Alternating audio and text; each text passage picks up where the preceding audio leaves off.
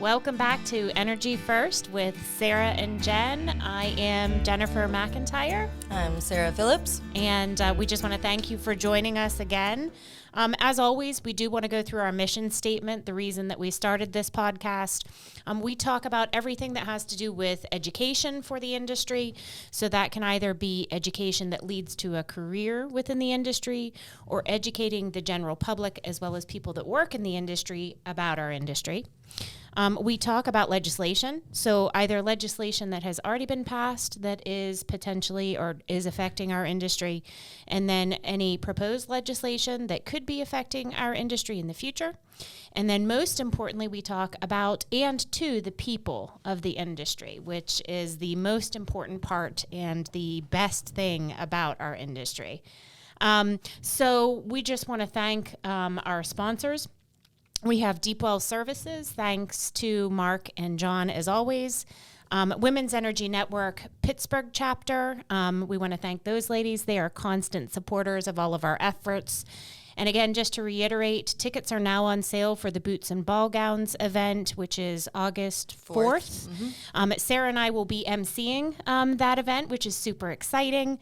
I've also had approval to bring my daughter and potentially my daughter's friend Hannah to that event. I'm just overjoyed to kind of share that. They're 15 and 16, just to allow them to see the successes of some of the other women in our industry, hopefully inspire them a little bit. So I'm super excited to bring them with me.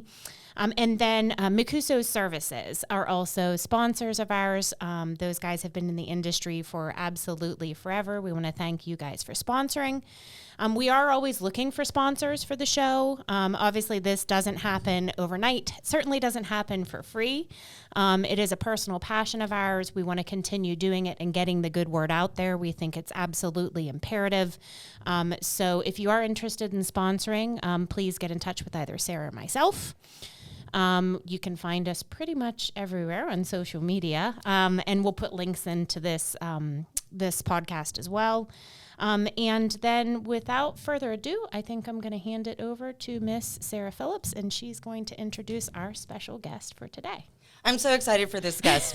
It's JD McNally. He is the VP of Production and Midstream for Apex Energy 2. The reason why I'm so excited is JD and I really have a commonality with like human behavior, interaction, leadership, and company culture. And he's been a participant in this really exceptional program that he's going to talk about. But anyway, JD, you want to tell us a little bit about your background, your family, your position? Sure. I'll start with the family. I mean, they're by far and away the most important kind of part of this whole process. Sure. It took me a while to really understand what that means. But I've been married for my wedding anniversary is actually on Thursday. Oh, yeah. Happy anniversary. Yeah, we're going downtown. Kids got a sleepover somewhere else. Just me and my wife. It's going to be great. I'm really looking forward to it. We were married in Denver in 2010. So it's been, will this be 13 years now? Mm-hmm. And we've got 3 kids. They're 5, 10, and 12. The youngest is my son, Noah, my middle daughter, Sage, and my oldest daughter, Faith. So they're just a joy. We spend tons of time wakeboarding, kayaking, camping, skiing. I love that it's outdoor activities. Super constantly important. Outdoors. They're all musically inclined.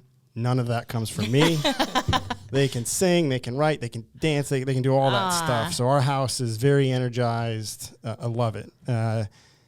Professionally, I went to school with a mechanical engineering degree and was kind of on path to do underwater robotics. I was going to go to the Navy. I was going to be on a team to design underwater weapon systems that were pretty neat stuff for. That sounds it. Yeah. A young kid coming out of college was going to live in Newport and basically design rockets and guns. Wow.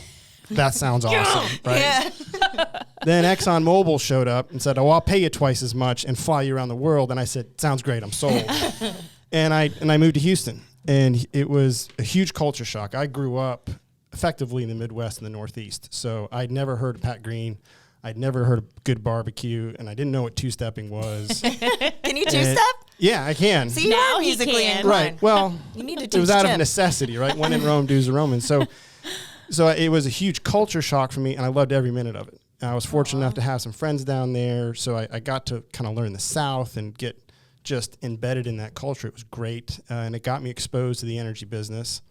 And Exxon literally flew me around the world, and I got to go to Africa and Norway, Wow. the Czech Republic, France, I mean, all over the place. I interacted with people in Canada, people in Central America, Gulf of Mexico. So you really got a chance to interact with so many different cultures. And to be at such a young age in your career, to get that kind of exposure was just a huge privilege. And fast forward, that was a great learning experience. I found myself wanting to go snowboarding in Denver every weekend. And along with a number of the folks that I worked with at Exxon, and we just said, it's time. And we got up and all took jobs in Denver. And I landed at a company called EOG Resources. And at the time, this was right when they were about to explode. And I was hired on as their first production engineer in Denver. And I'll never forget this. The first day I walked in, the operations manager was taking a phone call from the flowback operator. And he said, 1 minute, JD, just take a seat. I'll be with you in a second. And he was on speaker, and I'm listening to the conversation, and he's telling the flowback hands, hey, you misreported our oil production. You added a 0. And I'll never forget this because the flowback operator said, no, we filled up every tank on location in 12 hours. Wow. He said, really? He looked me in the eye and goes, now I'm glad I hired you. So here I am, like, walking into this situation. I know nobody. I'd gotten this interview through a connection. Come to find out that some of the leadership was like, why do I need to hire a production engineer? I have all these other people here that can do this job. And then here I am in that moment going, all right, I've got an uphill battle here. Let's figure this out. And fast forward, EOG becomes one of the premier operators in the basin. It's all due to you. Yeah. They wouldn't have been if they didn't hire you. Absolutely not, but yeah, right. So I had a chance to kind of be in that organization and watch them grow from a good team to just a massively huge enterprise that was moving crude from North Dakota via rail cars down to the Gulf of Mexico and gas and just the whole spectrum, upstream, midstream, downstream, and just to watch that grow from nothing was an incredible experience. And that then led me to want to get into the private equity space. I wanted to build new companies. I wanted to be with good teams. It was addictive. It was exciting. Yeah. Right? You're like, wow, I helped build this. You don't feel like it was me that did it. You're like, there's 100 people out here and look what we did, and we really enjoyed it. And so one of my colleagues left and went to this company called Triangle Petroleum, and he and I were at a barbecue at a friend's house talking. I was like, two-stepping. Actually, he ironically, he was from Texas. He is a Texan at heart too, and he's a great guy. And he said, hey, do you want to come on board? And I had just had a baby. EOG Resources, gave us, it was a great job. He had huge perks, great incentives, all this stuff. And I looked at my wife and said, honey, I want to quit and go work for this company that's not making any money right now. Like, that's a decision. That is when you've just bought a house, you've got a baby, at that point in your life, you've got no money, and you're like, hey, I want to leave this super secure job and go work for these people that may go bankrupt. And that takes a thought to do that. Sure. And I went and I jumped. And kudos to your wife. Yeah, absolutely. Oh, she's like, again, that's why I started this off. And I think to kind of tie it back to what you're saying about the people, when you start off saying that's your thing, I really do think that it is about the people, because especially in this business, the wells don't flow from 9 to 5. It's all the time. And it's that support network, and it's the people working in the field, it's everything. Yeah, their families. And it's like, I've got 3 kids, they've got stuff to do, and she's there. And I think that no matter what your home life is, maybe you don't have kids, maybe you've got a hobby, maybe you're volunteering, like, it could be anything.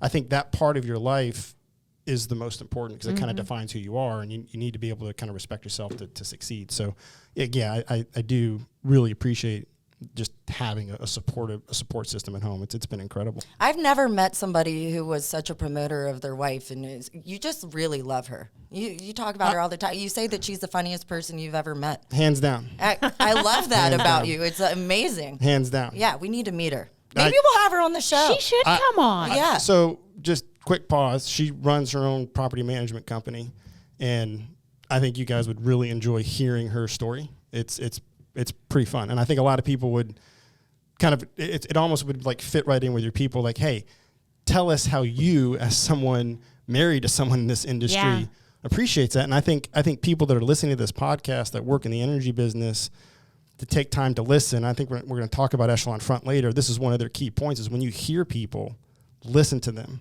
Don't argue. And I think listening to a spouse or partner, whatever your situation is, I think it's important, and I think people would really benefit from it. It's an integral part of the process. Yeah. But back to Echelon Front. So this is like an extreme. This is how we first connected, right? We started talking about it because I knew who Jocko Willink is, because I'm really big into personal development. I did this mental toughness program, and I bought his book, but his book is very staccato. Like, he's a military guy, so it was kind of hard for me to read. But chapter 5 is about you. But before I even talk about that, Jocko Willink, he led the Iraqi war's most decorated Navy SEAL troop. Is that right? I don't know. There was Task Unit Bruiser was their name. Into Iraq, right? Yep. And then he developed it from all the lessons that he learned. He developed this leadership program, which is the Echelon Front, and that's what you participated in. Yeah, and it's kind of a great segue. So when I jumped to Triangle Petroleum, I was given more authority than I'd ever had in my entire career, and I got most of it wrong. Like, I just didn't. So many things I wanted to do, but I didn't know how to do them. I didn't know how to get people to solve problems, and I was at a point where things weren't working, stuff wasn't running like it should, and I walked into our CEO's office and I said, "Don't blame anybody but me, because I'm the guy here." And I didn't know that was the right thing to say at the time. It was just my instinct. And he said, "I'm glad you said that. Let's get you in a training program." And he grabbed us and 7 other people, and we did this 9-month training program with Echelon Front. And it was them who initiated the idea. Yeah, and so Echelon Front came out, and we had a face-to-face course where they kind of walked us through these principles. And I think if you put yourself in a situation where if you make a mistake, you're going to lose your life, the lessons you learn are real, and it becomes really ingrained. And I think with the people at Echelon Front, that's they're speaking genuinely from that point, and it really has a tangible effect, at least on me and everybody else I worked with. We carried that with us because you're really listening to them, and you're really taking this to heart, going, "Wow, that's how you learned that? Someone was shooting at you?" And I was always impressed by the courage that took and the bravery and how they worked through that. And so we did this course, and then over the course of 9 months, we checked in with them every week. And so I had an opportunity to say, "Hey, Leif, here's my problem, and this is chapter 5. I was really, really frustrated with our sister company.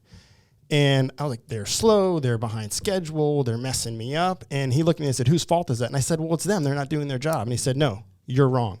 It's your fault." Who said that? Leif and Echelon Front and everybody there. That's the Leif Babin and Jocko were the two that worked together. And I was more connected with Leif on a one-on-one basis. And I didn't understand that at first. I'm like, "What are you talking about? That's another company. They don't report to me." He's like, "Yeah, but you see the problem." Oh. You see the problem. You're recognizing it. So if you want to be a leader, if you see the problem, take action. That might be help them understand it. Do they see it? Or maybe I'm wrong. Maybe it's not a problem. But in any case, don't just sit there and complain. That's the worst thing you can do. And so that then led to me going, okay, well, it's now my problem. So that means it's my team's problem. So let's talk to my team about it. And turns out one of the guys on our team had a tremendous amount of experience to help them with that problem. And so I said, "Oh, I didn't know that, Greg. Will you please go over there and talk to their project manager," who was literally like 50 yards from his office. And 2 days later, they had the problem solved. Oh, wow. Wow. Made but this you connection. recognized it. Well, That's I knew it was a impressive. problem because things were behind schedule. Stuff wasn't working. But I was mad at them instead of saying, like, how can I help them? And that whole concept in the chapter in the book is about cover and move. It's if you have, as a team, you want to try to cover people. Don't get mad at them or blame them. Help them out, Yeah. support them, and you'll often get 10 times back in return what you put into it. So that was kind of the evolution. It started from there and just kind of exploded. It led to developing new technologies. It led to several patents. Triangle Wow. ended up starting a whole new fabrication company on it. So whether or not they actually got the patents, I don't know, because I left before that happened. But it kind of ballooned into this thing, and I really have to give Echelon Front credit for just providing that training and that insight at such a key moment. Well, you have such an impressive history. You went to MIT. You've been all over the world. You did this Echelon Front, and you always talk about Echelon Front. But I want to know, what did you think is the more valuable education? Is it the MIT engineering program or the Echelon Front program? I would say that having kind of been through a little bit of life, I've hopefully still got a lot to go, that I've learned without a doubt that the ability to understand people and the ability to look at a situation and go, what's actually wrong? Because sometimes it could be like, oh, well, it's wrong because those people are late or that thing's not working. And that's often not the case. That's what you're seeing, but it's like the real problem. Like, I'll give you an example. I'm working through an issue right now where we had this issue with a property line. And we have to like now work something out with a landowner because we crossed onto their property. And it all boiled down to the fact that somebody thought plus or minus 20 feet was okay. And so it wasn't the fact that we didn't have a right agreement. It wasn't the fact that they did the wrong thing in the field. It was the fact that we weren't using the right terms. That, hey, construction team, what's accurate to you? Plus or minus 50 feet's close enough. And we're like, no, it needs to be plus or minus like 1 foot. Wow. And so that was the problem. It was more about how our planning group was communicating with the construction group. That was the issue. It wasn't the fact that we now have to deal with this problem and fix this thing. It was more about, no, like 6 months ago when we were planning this project, we didn't communicate the right way. And so MIT is never going to teach you that. MIT is going to teach you, here's all this wonderful math, here's these brilliant people creating robots and AI and new materials and solar panels that work in the dark, all this crazy stuff. I don't know if that's true. I'm just embellishing a little bit. I read an article that they are developing. Yeah, I mean, it's strong. It's a phenomenal place, and I really learned a lot from there, but I'd have to say Echelon Front is by far and away important, because if you don't have that, it doesn't matter what you know. If you can't work with people, if you can't learn how to get people to do things that they don't want to do, I don't think you're ever going to succeed. You're just going to constantly be hit with failure. I've always noticed that people in the top tier in my head, I have like tiers of success. And Toby Rice, we just had him on, and he talks about how communication and company culture is the most important thing that you have, and then organically the success will follow that. And it's just people of your and his caliber understand that the success is organic when you. Yeah. And I think you run into that in this business all the time. Mm-hmm. Well, you'll have, I'm just going to pick something random. So like if we're going to go frack a well, they'll say you have to put 2,000 pounds of sand per foot. That's the design. Do or die. No matter what happens. What I would suggest you do is say, why do we need to do that? What are we trying to do? Mm-hmm. What are we trying to accomplish? Give that knowledge to the people on the ground and say, hey, this is where we're trying to go, so that in the middle of that operation, if they're trying to meet that goal and they can't, they're going to come to you with an alternative saying, hey, I hear you want to do this. This is what you're trying to accomplish. Because of X, Y, Z, I think we should do it this way. Like, that to me is what leadership's supposed to be about. It's the project needs to be successful, or the operation needs to be successful. Don't pretend like you as a leader know the answer. Mm-hmm. The second you do that, you're going to lose all of that knowledge. And those people aren't going to communicate to you when they do recognize an issue, because they don't know what the end goal is, Yeah. And I think, Jocko calls that the commander's intent. Like, what's the intent of what we're trying to do? And if that's not part of the information that you're giving to your team, how do they know where to go? Well, and then here's another thing related to that. I sometimes see leaders that think like the authoritarian style is correct, but then you have a whole team who's afraid to come talk to you. And then you're limited by discovering these options that you're talking about with like It limits so much. It has an effect on safety, which is so important in our industry. It just affects so much. When you have that it's a kind pet peeve of mine. I can't believe that people are that way. And there's less of it, for sure, than there used to be, I think. Oh, yeah. It used to be really bad. A fear-based industry. Yeah, I think people misinterpret discipline for fear, like what you're talking about, like that authoritarian. Oh no, I have no problem with the discipline part. Yeah, but I think when I've seen people that manage that way, they're trying to instill that boundary, like don't cross this thing.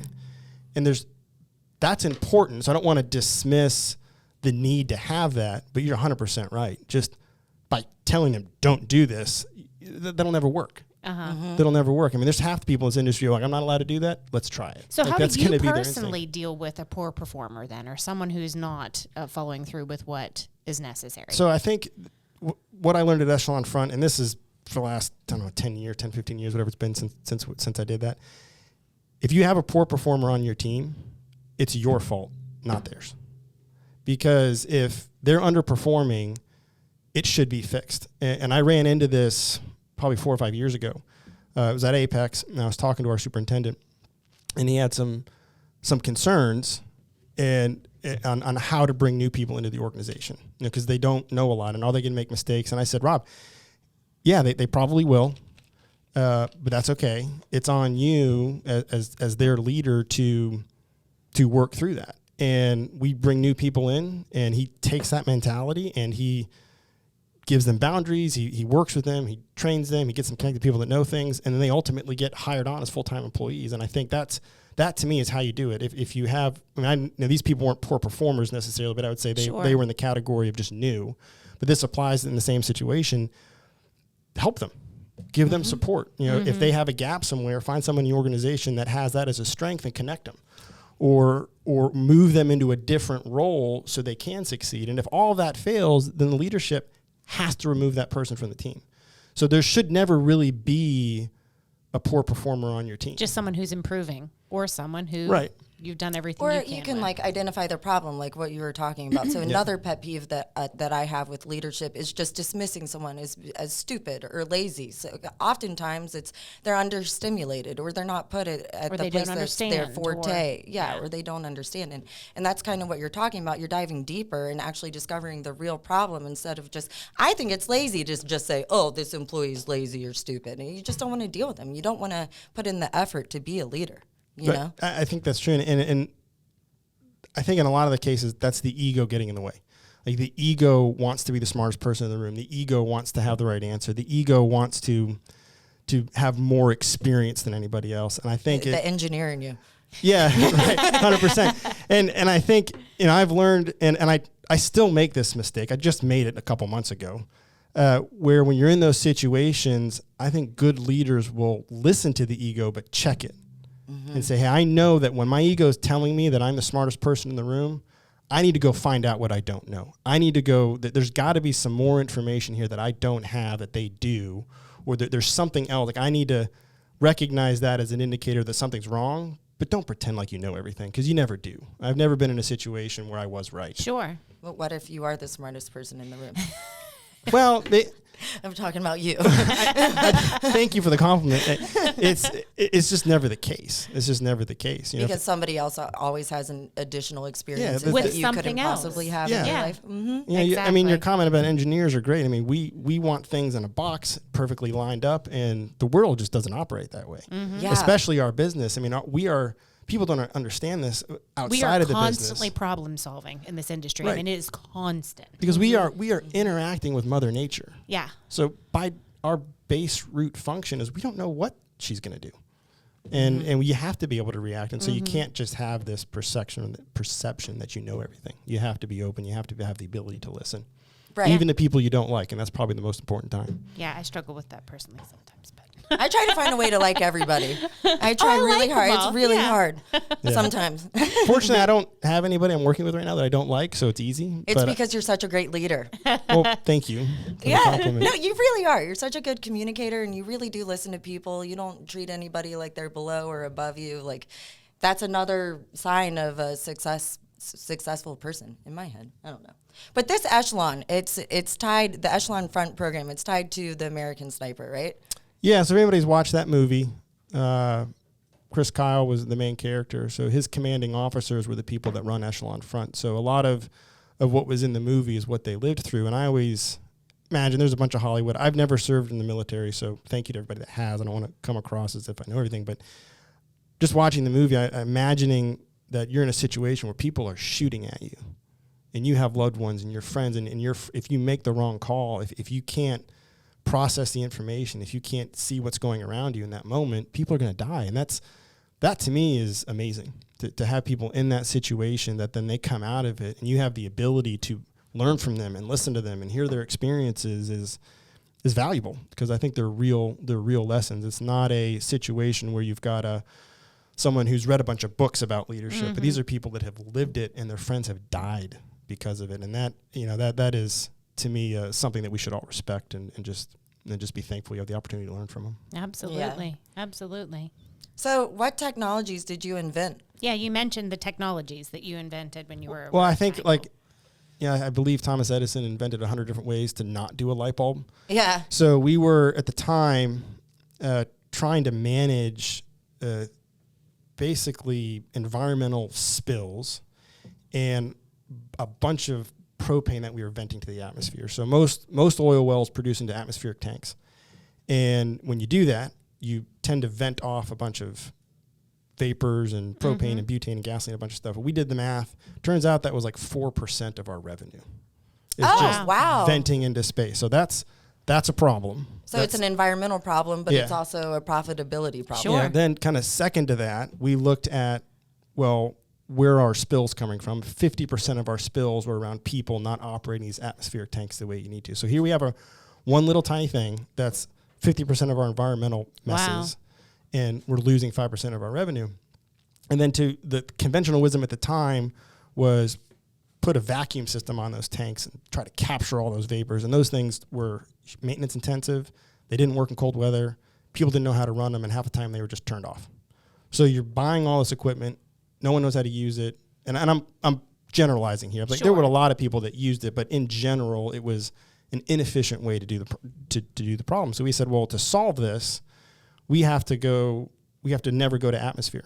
So if you imagine like your faucet spits, right? When it's got air in it, that's what's going on inside the pipe. So how do you know how much oil is going past you? You have to measure that. You have to pay royalties on it. You have to pay taxes on it. And so the state, at this time it was in North Dakota, said, you need to measure that to some insane amount of accuracy that we couldn't believe. So we're like, we're trying to do better things for the environment, make people more comfortable in the workplace, and spend less money. And we can't because we need to measure this barrel of crude to like 0.001 barrels, just some insane amount of accuracy. And I said, well, I put my hand up first, said, I know how to do this. And I ran out there, designed a bunch of separators. None of it worked. Wow. Tried to change it. None of it worked. I'm like, clearly I have this idea. It doesn't work. Enter Echelon Front. Get help, work with the team, interact with people. So brought in the field team. I said, hey guys, this doesn't work. And I love these guys. They're still some of my good friends. Like, yeah, we knew it wasn't going to work when you started. I was like, why didn't you tell me? Like, we didn't know you would listen to us. I'm like, well, shut up, really? So what do you guys want to do? And we sat around the table and we figured out an idea. And I said, well, how do you want to do it? He said, how much money do I have to spend? I said, here you go. This is our budget. He said, good. Come back in 2 weeks. I said, what? He's like, I'm going to just come back in 2 weeks. I said, okay. Went back to Denver, flew back up to North Dakota. In 2 weeks, he had built a prototype separator. Oh, wow. That could measure very gassy crude with that kind of accuracy. Did that hurt your pride? Not at all. Really? You Not were at happy? all. Oh, I was 100% happy. Yeah. And it was just wishing you probably had done it initially, right? Yeah, I mean, I think you always do, but Yeah. I was more just enjoying the moment. I mean, you had this huge problem. It got solved. Yeah. I was a part of it. All these other people were part of it, and it was a 2-part system. And the second part of the system was basically just a can. And to have fun, the guys drew shark teeth on the front of it, right? And so we called it the Shark Tank. That was now its name, and it stuck with it. And I don't know. I mean, this was years ago, so I don't know how it actually ended up. But they were able to find a way to remove all of the atmospheric tanks from the crude system. Wow. And it then gets into like we had to work with our midstream company, integrate these 2 sister companies, and we did this whole thing, and it was a huge win.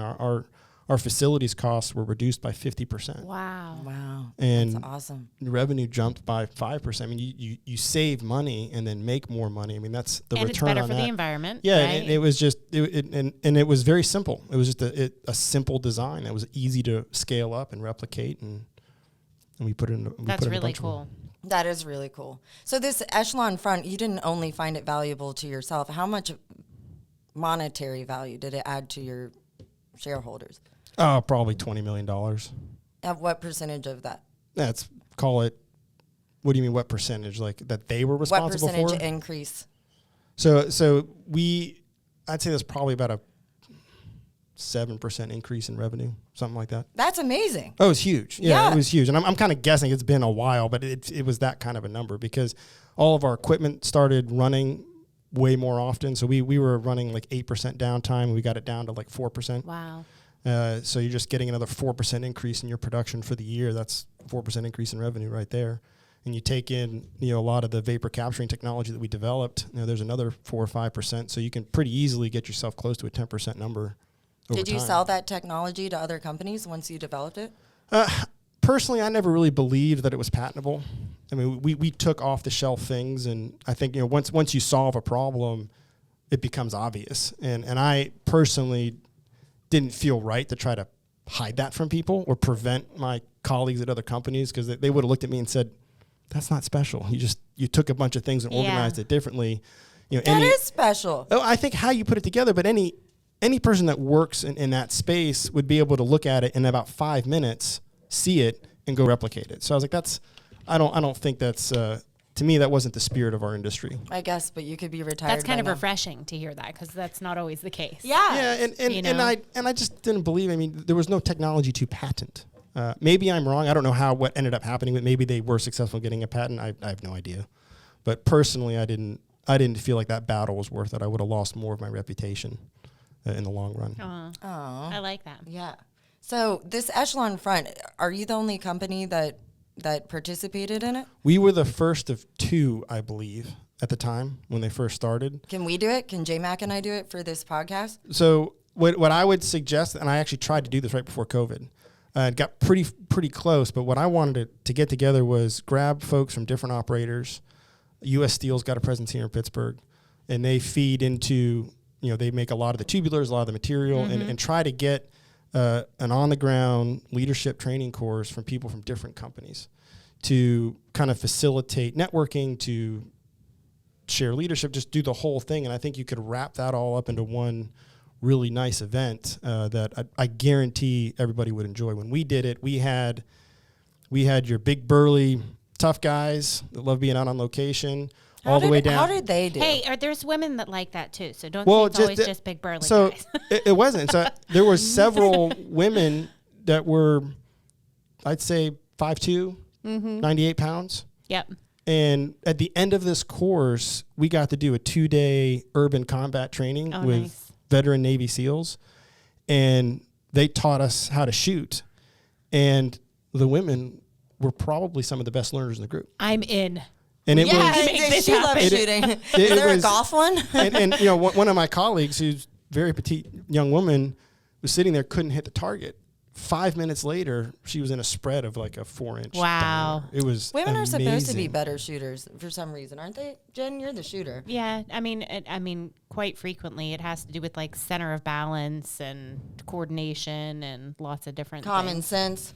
So yeah, we're not going to say that, but there's other things that go into it. That is super cool. I would like to do the urban combat training, except for I don't like shooting guns. I'll do that part for you. I think now they do it with laser guns. Okay, yes. Because you take all the leadership principles that they teach you during the course, and then you apply it in this mock combat situation. And it not only it does a couple of things. If you think about like your brain, when it's in that survival mode, it learns things that are permanent. And so you're taking this knowledge, you're now going into this training exercise where there's not a fear of life, but the thought is there. And I think it like Sarah, you and I were talking about the psychology of it. I think it changes the way you're receiving the information. It solidifies it, and it creates this wonderful camaraderie with the people in your class. So you're building these great networks, you're getting these great skills. I encourage all industries to do this. I mean, I've been listening to the Echelon Front podcast, and the last one I listened to said that they've been working with everybody: automotive, sports, insurance, energy, marketing. Is Jocko the guy who is he the Echelon Front podcast? Does he host it? He has his own podcast, right? Yeah, so he talks a lot of. He's, at least in my experience, been the one that's leading it and presenting it, and a lot of the folks that he has on the show. I've really enjoyed the opportunities to learn from him. I think he's a great mentor. He's a very intelligent person, and I would encourage anybody that has a chance to participate in what that company does. We'll be better for it. We had to make these presentations in our training class, and he pretended to fall asleep. And we all looked at each other. He's like, "Oh, I'm sorry.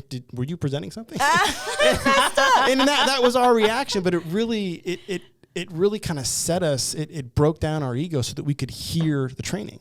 Like he knew we were all Type A confident people. And he had to find a way to get us into a better space. And so that's when I said he's a great mentor. Can you get him on the show? I could try. Really? Yeah. That would be. I mean, I'm not don't count on. I'm not saying like I know these people and talk to them all the time. I think that the lessons they teach are fundamental, and I think really important to like succeed in anything you do, whether it's life or business, whatever. I so wish we could do that. It would be good with sales. Like we talked about that, the commonality between what he talks about in sales. I forget, what were we talking about yesterday? Just how to like listen. Like how to listen. That So if people are like, I don't want to do this, right? Like someone says, well, we need to do this method B, and they want to do method A, and they call this the method A, method B, like mentality. And we were talking like, how do you get people through that? And often, if they want to do method A, you find out, well, why don't you want to do method B? Like, what's the problem? And you change the conversation from, hey, you need to do it this way to, or you're why wrong, don't you want to do it this way? Yeah. Like, what's wrong? Do you have a better way to do it? Here's the problem. And one of two things are going to happen. Either you're going to go to method B like you want, or you're going to find the right answer, and it might be something else. Either way, it's a success. And it's just more about knowing how to kind of manage through that conflict, whether it's a new process, whether it's a new company. There's a lot of mergers and acquisitions going on in our business. And so, every time that happens and leadership evolves and changes, how do you work through that? You're going to have a lot of people that are upset. You're going to have a lot of people that are happy. How do you get those two groups to kind of work together, and how do you find out the right way to restructure it? Mm-hmm. So we were talking about transitions in the industry, and what's your viewpoint on leadership at the highest level during these transitions and mergers? I've seen a lot of different kind of methods in these acquisitions and mergers. Some good and some bad. I think it depends, and I would look at that. That's the burden of leadership. You try to make it organic. You try to instill the concepts in the people around you. Sometimes you just have to make a call and make an uncomfortable thing happen. Being uncomfortable is kind of inevitable in these transitions because you have people who are loyal to, like, let's say it's and there's a lot of fear, Am I going to lose my job? Yeah. Is this idiot? I don't believe in calling people idiots because I think everyone's smart. But other people say, is this idiot going to get to keep his job, or over who are they me? going to bring in to replace me? Or Yeah, and I'd say in all those situations, I've never seen, the unfortunate need to let somebody go or replace someone and have the team not be better because of it. And I think that a lot of leaders need to believe that if that decision needs to get made, you need to make it. Because if you don't, and the project doesn't succeed or the merger doesn't act the way it should, well, that's on you. It's not on that person that's angry, or it's not on that person that's poor performing. It's on you for not doing something about it. And I think that leaders in those transitions, they have to own that, and they have to say, hey, I'm not going to blame this on the team. I'm either going to help them be better, and if they can't get there, then I'm going to have to make a change. Sure. And you can't. I don't think you're going to be afraid to make that change. I think you have to make it with confidence. And that's got to be hard though for a leader, because you have like a whole group of people who are going to be angry with you. It's inevitable. It doesn't matter what you do. If you don't make that hard call and then live with the consequence once, you'll probably not do it again. Well, you have to live with a consequence regardless of what choice you make, Right, but I think if you've tried to establish a relationship, if you've tried to instill the principles of the commander's intent, decentralized command, and cover and move, and all these concepts that the Echelon Front teaches, and you've made that effort, and that person or that, most often it's like a middle manager is usually the problem. If that situation hasn't been rectified, then you have to replace that person. Yeah, Can and you give us an example? But as a leader as well, you're leaving the rest of your team liable by allowing that individual, after all exhausted efforts have been done, by leaving them in place. So you need to look at kind of the greater good, I would say, right, of that team at that point, and realize that everyone's going to suffer. Do you have this one person suffer because you let them go, or are you going to allow the entire team to suffer because of your choice to let them stay? Yeah. I think that's utilitarianism or something. I don't know. I learned that word in college a long time ago. Yeah, and I think it's Sarah, you and I talked about it. There's no such thing as a bad team, right? There's only bad leaders, and I believe that's still on my LinkedIn page, but that's something that I firmly believe in, that they're really only bad leaders. And I've met a lot of people that don't believe that, and I think that they're just wrong, just based on my own experience. We've at Apex and at at previous companies, I've seen, Apex has been really good about this. I think that organization's been managed pretty well. We've gotten to a great place, and so I think you hired the best employees. That's that group and my husband works for them. There's been a very conscious effort there at the highest levels to keep the team positive and working and efficient. So I would say that's a good example. Bad examples of that in my past of where they didn't get rid of the people and bad business deals get made. I watched a company make an acquisition. And they bought an asset when oil was $100 a barrel. Well, it's not that anymore. So they lost a lot of money. And I think that has a lot to do with, hey, this wasn't the right person in the fit. We should have moved that person out. Can you give us an example? So you said a lot of times it's the middle managers that can taint a company's success, right? Right. So can you give us an example of a middle manager, like why you had to let them go? So this was in the past, years ago. We had a production superintendent who we were hearing things about, that he was just mean, hard to talk to. When I would talk to him, he was very knowledgeable. He was very polite. This was just prior to my training. So I was still very in the infancy of kind of managing people and recognizing this as a problem. So my boss came to me and said, we need to let this person go. And that was like, wow, why? I don't understand. And he kind of walked me through it. And I said, I should have seen that. Like, I should have already brought this to your attention. Thank you for the opportunity to learn and learn from it. And so we go out to the field and we let this person go, and it just shocked everybody. Why should you have seen it? Hindsight, did you think of things that you saw? I was informally supervising him, but not officially. But I should have recognized it, to be fair. I should have recognized that this person was a problem and recommended replacing him anyways. I just didn't know that at the time. I started to learn that through this process, and my phone was ringing off the hook. Everybody in the team's like, what's going on? Am I next? And walked everybody through it. 2 weeks later, everybody's happy. Nobody's complaining. We're not getting complaints from the drilling and the completion guys about what this person's saying behind their back. It was a massive morale booster. It's almost like a cancer being cut out, right? It was. And I think when people were in the moment that were kind of around, they go, this is the way it is. This is the way it is. And fortunately, my boss at the time saw it and said, hey, this needs to happen. And this is why. And it was that then put the person in charge who then led to that new technology I was talking about. Wow. So that person that came in to replace him then became the person that solved our biggest problem. And so to me, that was like a perfect example of why you have to do that. And I've never forgotten that. It's just kind of stuck with me that, hey, if people need to be replaced or moved, you have to do it. And having had that success, I'm sure it makes it a little bit easier, right? It does. That's kind of my original point. I think you're nervous about it once, and then you just lose it because you know this is what's best for the team. Yeah. So and as long as you're making your decisions with an honest heart and open eyes, you're human, right? You're just going to make the best calls that you possibly can. I had to fire somebody once. I hated it. Oh, listen, I've done it many times. I don't enjoy it either. You know what I mean? Yeah. Night before, laying in bed and thinking about their kids and their families, and it's not a pleasant experience, but you have to look at the entire picture, and it needs done, unfortunately. Mm-hmm. We had a guy who was a really bad alcoholic working in the field, and I had to write him up. And nobody else had the balls to do it. They were like, Sarah, you need to do it. And I was like, okay, he almost smashed my hand and no problemo. But then I had to talk with that guy. I said, look, this is why I wrote you up. You have a problem, and everybody else just talked crap on him behind his back, you know? Right. But so this guy who recommended you letting the other manager, the middle manager, go, was he one of your mentors? Yeah, he became, yep. He was. Do you have any other ones? There was a guy from Scotland when I first came out of college. I lived there Scotland for 14 years. He was 2 levels above me at Exxon, and really taught me the value of saying I don't know. Oh, that's a hard lesson to learn. It's a hard lesson to learn because.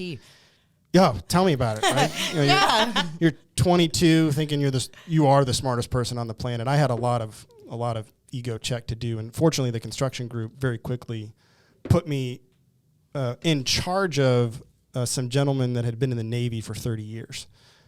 Very, they had dealt with young, confident people before. And so they kind of threw me out in the middle of the ocean in Africa under this person. And he was very good at teaching me the lessons of humility. And listen, I know you think you're in charge, but this is how this is going to go. And he was right. And so to your point, like another mentor, this was the project executive at the time. And every meeting we were in, he would always say, I don't know, I'll have to get back to you.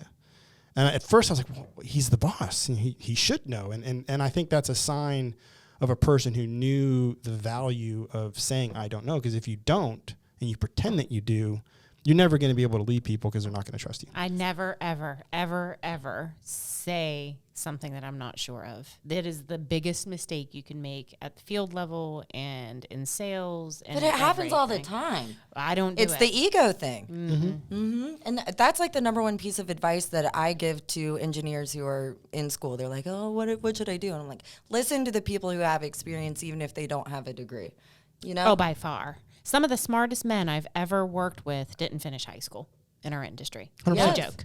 Yeah, but these engineers graduate and then they think that they know more than these people, and it drives me up the wall. And they're mean to them. Yeah. You know? But I would counter that. Okay. And I would say, well, the easiest kind of way to talk about it is take someone who works in our field, any drilling, completions, midstream, whatever, who spends their days outside building things.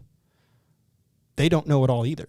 Yeah, that's true. Right? I think you need both. Now you may need. you definitely need both. You may need more of the field, and so I've been in that situation more times than I can count, where you've got the engineers or the technical discipline, and you've got the operational field, and you're trying to put those two together, and that takes management. That takes build relationships with both of them, and talk about being able to communicate the intent. If those two groups don't understand the intent of what you're trying to do, they will never find a way to communicate. They always clash. They always are like, them engineers, they read all them books and they don't know shit, you know? Right. Like, I've heard that so many times. That's true. And then and then I hear the engineers are like, well, these guys are doing it all wrong. Right. I was like, no, they're not doing it your way.